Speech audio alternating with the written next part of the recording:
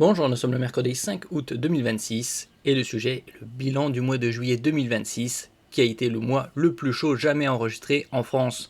Ça fait une bonne décennie, depuis 2015 voire 2014-2016, aux alentours de ces dates-là, que chaque année il nous annonce le mois le plus chaud jamais enregistré. Selon Météo France, le mois de juillet est le plus chaud jamais enregistré en France avec une moyenne de 24,9 degrés Celsius.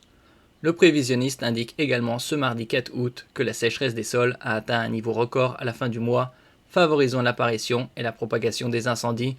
Actuellement au niveau national, on est à plus de 120 000 hectares de forêts brûlées. On a connu également 4 canicules. Fin mai, c'était encore le printemps.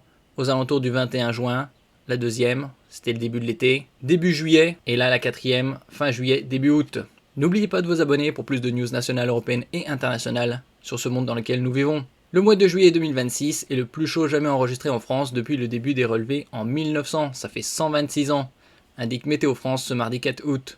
Avec une moyenne de 24,9 degrés Celsius, les températures enregistrées dépassent les précédents records enregistrés lors des canicules d'août 2003, la fameuse canicule de 2003, 24,8 degrés Celsius, et de juillet 2006, 24,4 degrés Celsius. Des températures au-dessus des normales durant tout le mois, comme on peut voir ici, juillet 2026, le mois le plus chaud jamais enregistré en France, surtout dans la moitié ouest du pays, avec des températures 5, 6, 7, 8 degrés au-dessus des normales.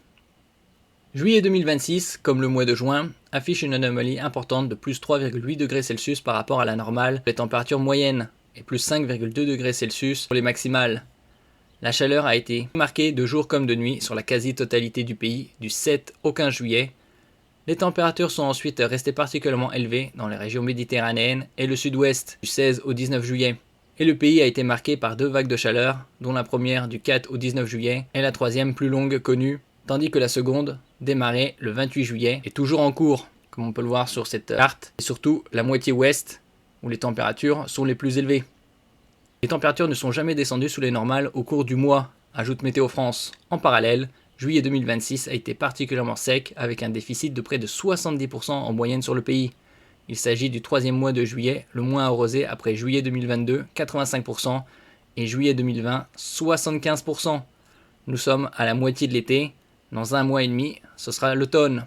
Conséquence de 2 mois de chaleur extrême, la sécheresse des sols a atteint un niveau record, et la situation hydrologique continue de se dégrader. Il y a plus d'un quart des cours d'eau qui sont à sec. Un excédent de soleil de 35%.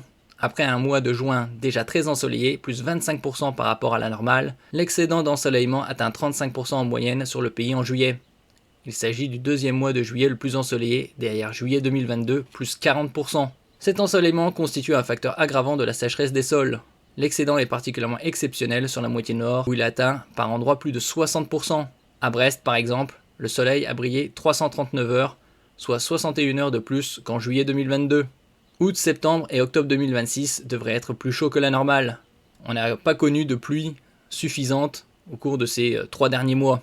Pour août, septembre et octobre 2026, Météo France s'attend à une poursuite des conditions de blocage anticyclonique pour l'Europe du Nord.